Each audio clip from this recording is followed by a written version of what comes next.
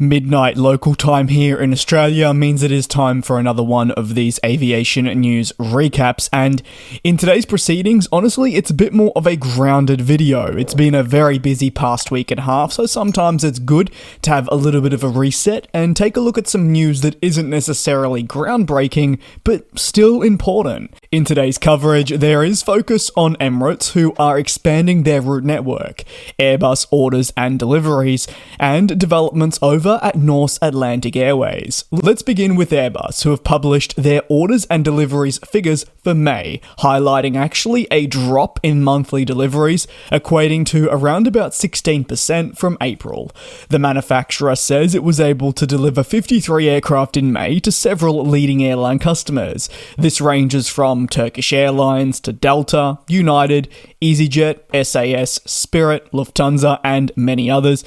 But in total, if you're after a more well-rounded figure, 34 customers acquired planes in the month. However, ultimately, the drop in deliveries follows Airbus facing continued pressures and setbacks involving its supply chain. The aviation industry has been facing pressures following the outbreak of conflict, inflation, and a global pandemic across the last 4 years, and as a result, your aircraft manufacturers have been left scrambling with either struggles to obtain key parts to build aircraft on time, or very critically, labour shortages that mean the experience isn't there. Unfortunately, from this, the knock-on effect is more than felt by airline customers, who are unable to take delivery of aircraft on time. Therefore, they face financial implications and also difficulties with sustaining their network. Well, as for Airbus, they face a not necessarily optimal work environment. Despite some evident struggles, the plane maker has remained firm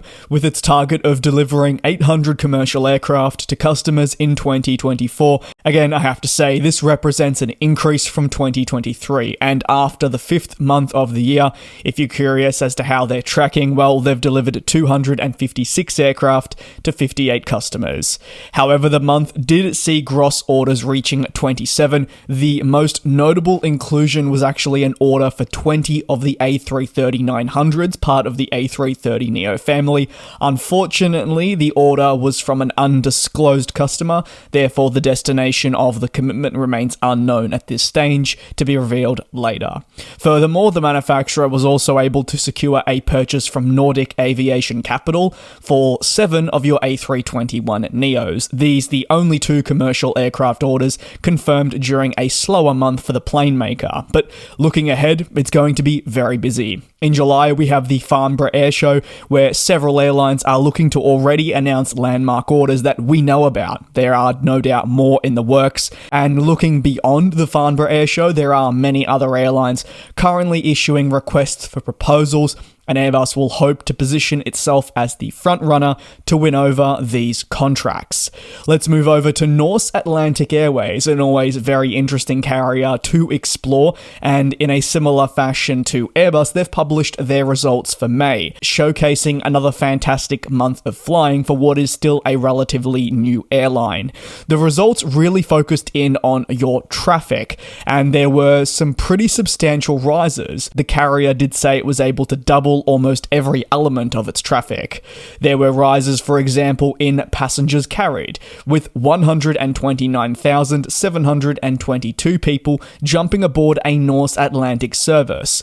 Ultimately, this was a 121% increase from May of 2023, when the airline, for reference, struggled to hit the 60,000 mark. Furthermore, the airline offered 513 flights across its route network, representing a 111% increase. At the end of May, the airline most recently celebrated the launch of flight from Athens to New York JFK, representing another important pillar of its North American network. Norse Atlantic really does continue to reshuffle its network to find routes that do truly stick the landing, no pun intended.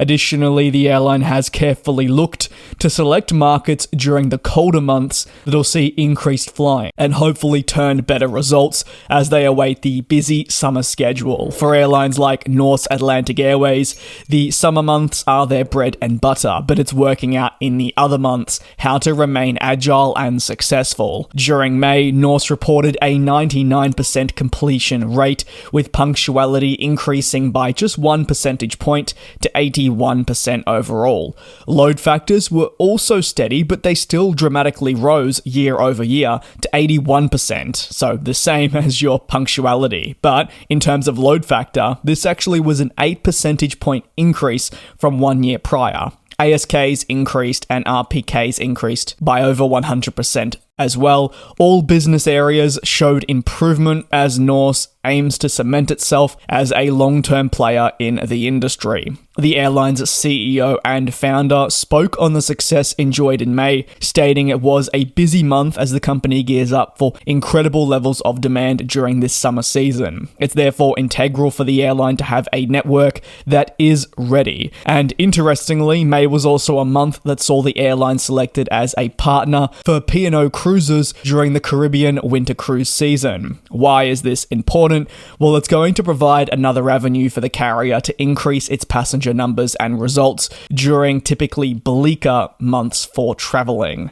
On to the final story in today's recap, and Emirates has announced it'll begin serving Madagascar on September 3, 2024, with a 4 times weekly flight slated to be operated by the 777-300ER. Service will be operated between Dubai and Antananarivo. However, Emirates says the route will be made possible thanks to a service that is already linked with Seychelles in East Africa. Furthermore, the airline says the new service has been timed to optimize the airline's connections across Europe, the Far East, the Middle East, and West Asia. These flights are expected to operate on Tuesdays, Thursdays, Saturdays, and Sundays. The airline hides the ability to connect Madagascar, which is a very popular holiday destination and therefore a fantastic addition to the network. Madagascar relies heavily on tourism as a fundamental part of its economy. Tourism provides significant opportunities not just for supporting the economy as mentioned, but also the job market. So it's an area that the country wants to focus in on with time. In fact, they hope that they will pass 1 million tourists annually by 2028. So therefore, by Emirates announcing service commencement from September, the airline will be well on its way to helping support the country with its ambitions. Since Emirates' network spans many major cities, those based in Madagascar will have access to not just Dubai, but all the big cities that feature on their broad network. The 777-300ER, as mentioned, will operate on the flight, configured to seat 8 in first class, 42 in business, and 310 in your standard economy. That's going to conclude today's aviation news recap. Thank you very much for your support here on the channel. It is certainly appreciated. Please take care, do also be safe, and I'll see you same place, same time tomorrow for another one of these aviation news recap. And we'll fly.